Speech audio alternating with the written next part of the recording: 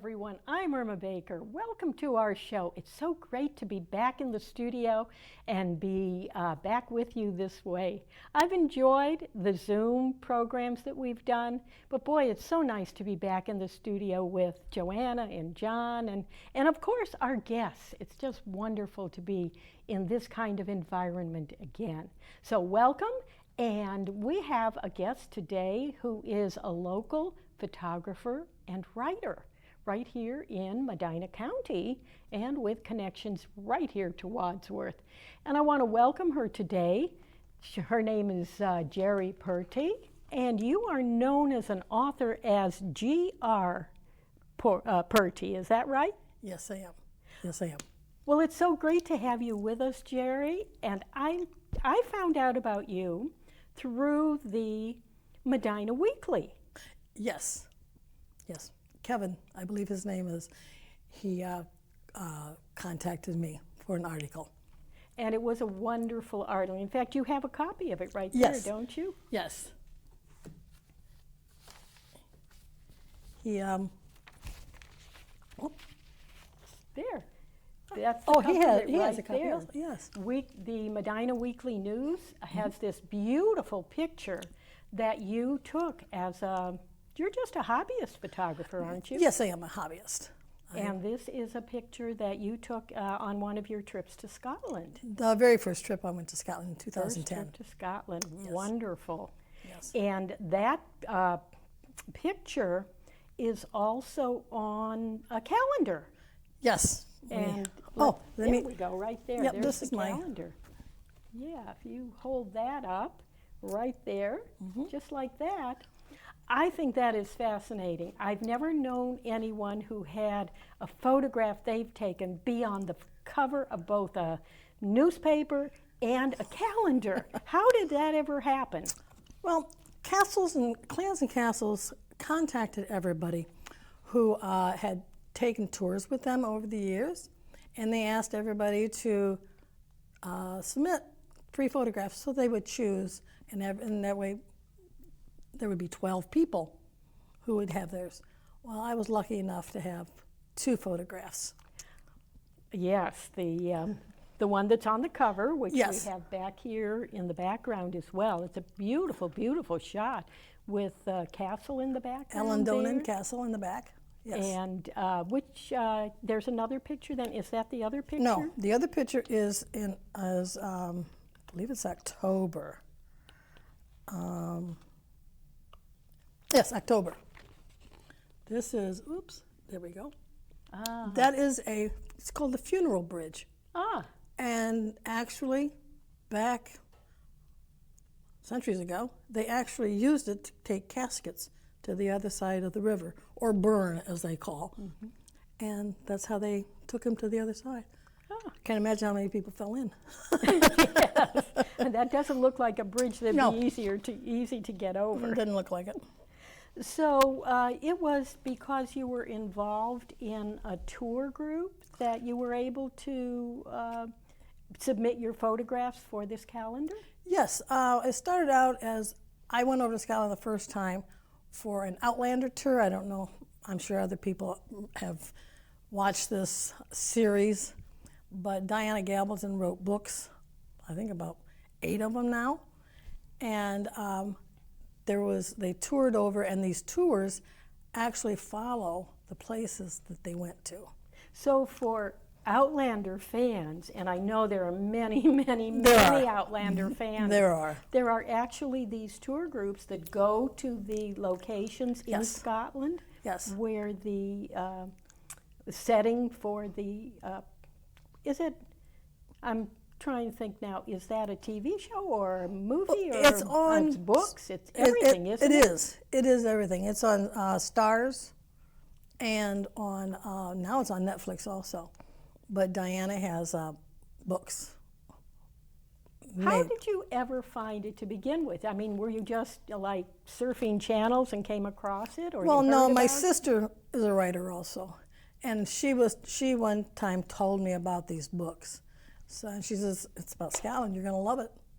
And I did, and I decided I'm gonna go. So I made arrangements to go, And my arrangements was, I was a single person traveling, and Alistair, who was our tour guide at the time, says, "Would you mind going with somebody else from the States? It'll save you some money." I says, "Well, why not? I guess." So she lived in California, Southern California, and we made arrangements to FaceTime to get to know one another, and we met in Scotland, and we've been friends ever since. Now, when was the first time you made the tour? 2010. 2010. So Yes. last year would have been your 10th anniversary. And we went in 2000. We went again in 2019. And yes, it's. I just can't get enough of the place. I mean, Were you interested in Scotland before? well, actually, I didn't realize the first time I went that I have a connection. And my connection is on my dad's side. His great grandfather was his great grandfather. Yes, was no, I've forgotten his name. It's gone. Oh, Fleming Forbes. His daughter, and he was born in Scotland, but his daughter wasn't, and her name was Mary Forbes. And on my mother's side, she is connected through the maternal side as a MacDonald. Her great-grandfather's name was James Donaldson. So at the time, I didn't realize there was such a connection, but it's very much a draw for me anyways. I just love the place. So all of this was essentially inside you and you never knew it. Yes. And came to the forefront Yes. through watching Outlander, reading the books, Right. and finding out about these tours. Yes. And it's so nice that you were able to make a friend like that through, happenstance. It really and truly was. And we do all the traveling together. She comes, we travel around the States too. Yeah, I think Yeah. in a little while we have some pictures Yes, we do. of tours that you have. Well, I think that it was just wonderful that you have this talent, really, for photography. And I'm sure anybody watching our show today has to be just mesmerized by the photographs that you have here and by the ones we're going to be looking at in a little while. How did you develop your skill in photography? Well, actually, I work for the Medina County ESC, the Board of Education, and I took pictures of students who were extracurricular activities, whether they are Math 24 clubs and spelling bees and all this. And I made up newsletters, and I sent them out to governmental agencies to show them how we're encouraging our students to do other than classroom. And it just kind of progressed onto that, and pretty soon he had me go out taking pictures of Medina, and just kind of blossomed from that point. I can't say there was anything specific, but to go out and into a park and just focus in on one item and make it the focal point is what really makes the picture. I mean, like the focal point on that is the boat. That is the boat. I mean, you see Ellendonan Castle in the background, but you see the boat, and it's so colorful.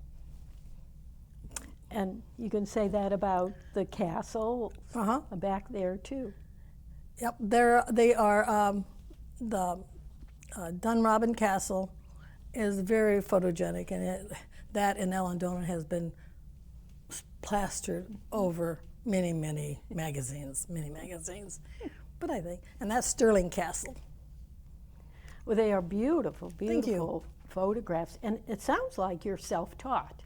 I am. I have taken classes. I went out and taken classes with many different. I went out to California with my friend, and we went to classes there. But it's really a trial and error type thing. And your camera. People say, well, what kind of camera do you use? Well, I use a Nikon, but to me, I think it's the camera, and they're saying, oh no. But you still have to have a good piece of equipment. to be able to do. You really do. I mean, you can see it and you can capture it, but you still have to have some good material. It's material and equipment. Now, I'm not into the developing part. No, I'll let somebody else do that. Well, are you still taking pictures on film, or are you using a digital camera? It's all digital. I don't know if you can even do, unless you're developing yourself. I mean, I don't know who develops them here, unless you go to special camera stores. But no, that's mostly digital. And you can get so much clarity on digital anyways. It's really... Had you taken had you done much photography before the digital came in, or No. you actually learned photography in the digital format? Yes, I did. Yes, I did. Between my iPhone, which takes beautiful pictures too, but I like my Nikon. You really think that the Yes. actual camera, rather than just a camera in a phone, is Well, better? I have to admit, and I don't want to give out there for advertising for iPhones, but iPhone does have can produce good pictures. They can. But I think you can do so much more naturally. I mean, there's so many dials and on a camera that you're like, okay, well, we got to first of all figure what they do. So Once you learn it, you have so much more control over very what true. you do. Very true.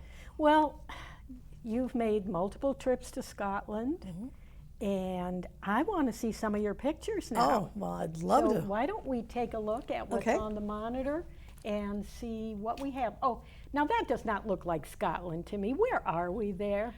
We're in Queensferry. It is in Scotland, and that is a train bridge. It's called the Forth Bridge. It looks so long, that bridge. It is. It spans a long body of water. And now I see a lighthouse there. Does that have any special significance for you? We stayed there. Oh, come on. You stayed in a lighthouse? Yes, we got to stay in some nice places, unusual places. Edinburgh Castle too. This one is Stuart Castle, and that what you see right there is Brigadoon. They named that little park area Brigadoon. I thought that was so cool. Now, they named it Brigadoon The people who own the castle. based on the, Gilbert and Sullivan place? So it wasn't Brigadoon to begin with. No. But in honor of that Yes. theatrical, Yes. what was it, a play, a musical? And the book. It has a book And too. the book, too. Yes. And now we have one of these gorgeous castles. Yeah, Dunrobin. They have, it's another one of those picturesque castles. And they have, you only can go through most of the castles. You can only travel half of the castle because people live on the other side. People are actually living in Oh, yes. Oh, yeah. Yes. They have the Scottish Trust says, we will help you take care of your castle, but you've got to allow people to travel, to look into it. And they said, and they're so expensive to maintain, so they don't really have much of a choice. Well, you must have seen some interesting sights there. Well, this is Braemar Gathering. This is where Queen Elizabeth goes to see the Scottish games. We have Wellington is if you've ever been to wanted to go to a gathering, Wellington, Ohio has a gathering every year in June. With pipers like that? Yeah. Oh, they do the games. They do it everything. They kilted mile. They do they toss the tabers, the poles, the telephone poles. They're literally telephone poles. They pick up and they, yeah.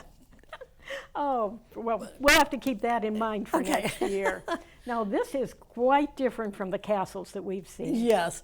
This is the cottage on Culloden Field. And all the Outlander people will see this and they'll say, oh, this is where the final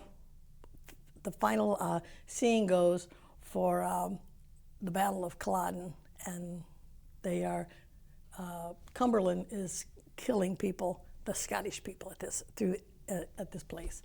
But it's not really. And then there's wildlife there. And they don't have fences. There's no fencing in Scotland. These guys are standing off to the side. We drove up to here, and I stopped, and I looked over, and I saw him. I said, well, hello. And he goes, bah, like he was talking to me. It was pretty cool. But, yeah, they don't have. And then these guys are here. These are Highland cows. They're called Highland coos. And we drove right by him. I didn't have my camera ready, but I could have taken a up-close shot. As you can tell, the roads are only a car wide. Well, what happens when a car comes the other way? They have these little patches of dirt, where sometimes they're black-topped, and you sway off to one side, they sway on the other side, and you just kind of do a dance, and you go on. Okay, and oh my goodness, he looks like quite a character. He's a guard llama. We went to a castle, and he was standing up there, and he wouldn't allow you into their gate, and he would just stand up there and look at you, and after a while he'd let you in, and then when you're leaving, he would just take you right back out again. Now, are they trained to do that? No. He just, I don't know if he wanted company. He may have just wanted company. He's out there by himself. Oh, this is a beautiful shot. Yeah, this is the falls of, I can't pronounce the name, it's Drocket, Dockart. And this one, my goodness. Is that's, that a person standing there? she is 5'7". Oh, She's 5'7". what kind of a plant is that? It looks like rhubarb to me. But there's this is a gardens that a Klansman had made out for his wife, and this is in the Gulf Stream, so it gets as hot as 80 degrees there, and as low as 58, and that's how these plants can grow so big. That is a phenomenal picture. This is also in the same gardens, and those are vines, sculpted to horses and people behind. Oh. There. This I'm going to blow up and have it on my wall in my bedroom. It looks like a painting. It literally looks like a painting. You can't really tell it there, but there are so many color variations in that branch that it looks like a painting. It certainly looks like it's in the wilderness somewhere. It is, and it's right along. This is just my lonely tree at Loch Finn in Scotland, and it just looks like, it just reminds me so much of Scotland. Everything is just so stark. And rugged. Rugged, yes. Mm-hmm. This is just a peaty burn, peaty river. Now, what is a burn? A burn is a river. That's just their name. But see how the coloring of it is? It's kind of brownish. That's because of peat. Peat turns it, it's like tea. It makes everything look like tea. Their white clothing turns brown, just like if you went and dyed it in tea. Well, what is peat? Peat, it is something they burn. It's ground, but it's just decomposed over the years. And they actually cut it out in blocks about that big. Mm-hmm. And they toss it in the fire. It's very smoky, and it turns the whole inside of your house black. Oh, that's gorgeous. That's just a glen in Scotland. I'm sure you saw many, many like that. Very, very true. They're just houses out in the middle of nowhere. And that's not even a castle. This is Inverness. And it's not a crowded place, not like Edinburgh, but people are so friendly there, so friendly. It's just amazing. They really like Americans. It was so nice to be. That's nice to hear that they there really are places like around Americans. the world that do like Americans. Yes. Oh, that's beautiful. This is in France. This is in Paris. Oh. So you traveled not just to Scotland, but you went to other countries as well? Yes. And is this one of your favorite pictures from France? Yes. This is one of my favorite pictures. The blue in the background, I think this was taken, I think we were like 11 o'clock at night. And we had just gotten there and we were traveling. This is in Southern California. Oh, so you've traveled in this part of the Yes. part of the world as well, in Yes. the U.S. Yes. And you say this is Southern California. Boy, Right. it sure looks European to me. Nope, this is Southern California. And it's just, and this is San Juan Capistrano. And just the, I'll bet some of our viewers have been I'm there. sure they have. I'm sure they have.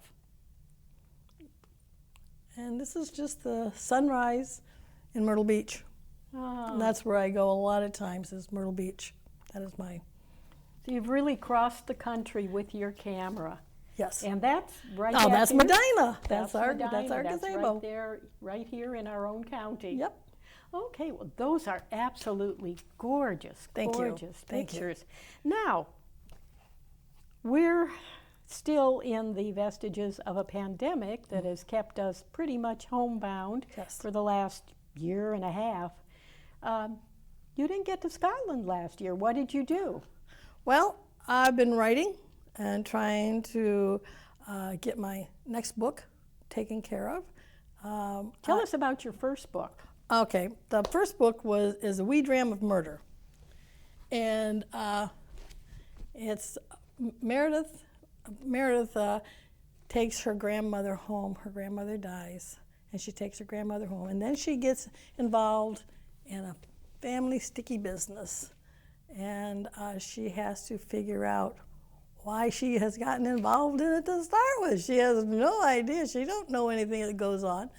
But it just comes to find out that she, her grandmother gave her some information that that would solve the mystery of what happened to the distillery.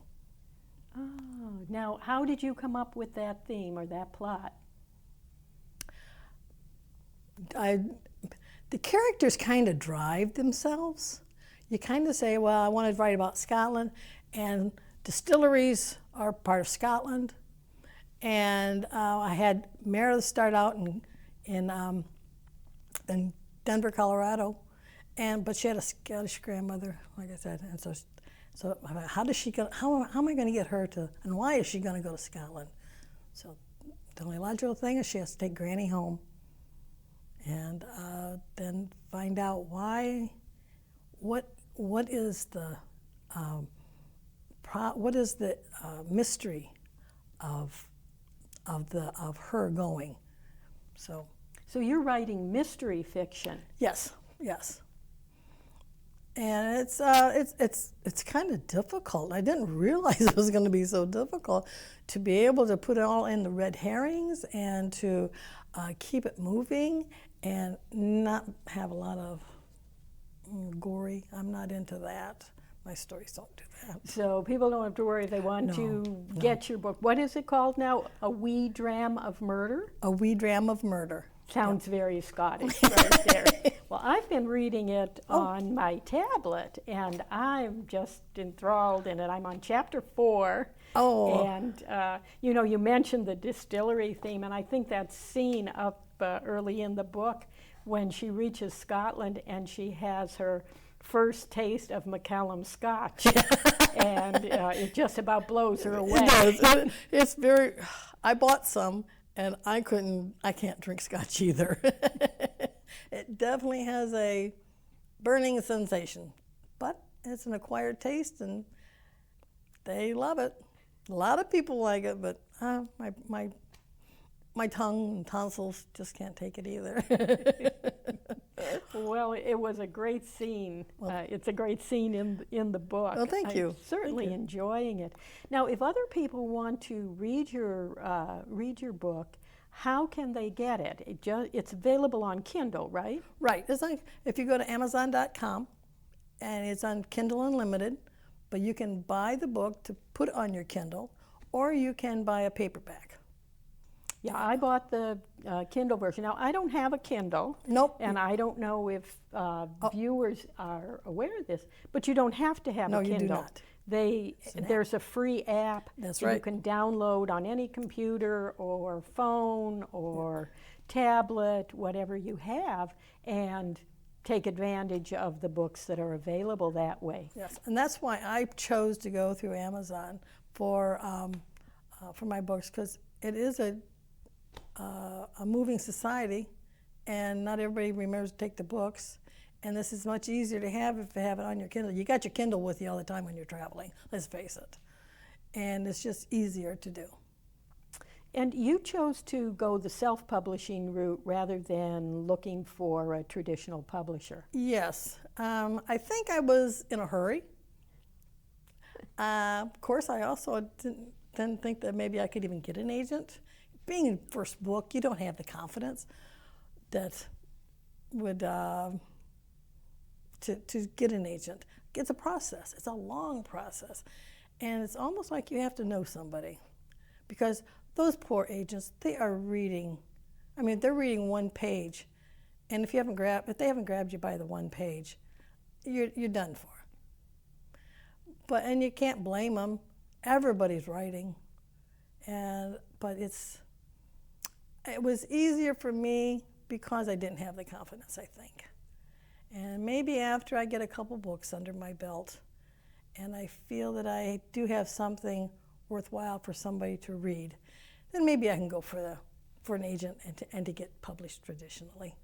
Well, I have to say your book grabbed me from the very first paragraph, and I'm looking forward to finishing this one and reading more of them. And I don't know if you can believe it or not, but we're out of time. Oh my gosh, that's well, thank you for having me. Well, thank you, Jerry, so much for being with us. And if you want to get in touch with Jerry, you're on Facebook, right? Yes, yes. And what is as Jerry Pertee. It's under Jerry Pertee. So Facebook.com/GERRI. Pertee. Is there a period in there? There is. Yes, there is a period.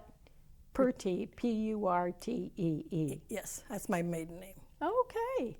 Well, it's been a pleasure having you with us, and I look forward to reading more of your books and seeing more of your photographs. Thanks so much for being with us. And thank you, everyone, for tuning in today. I really am so glad you're back with us here in the studio, and we'll look forward to seeing you next time. For everyone at RSVP, thank you so much, and have a wonderful day.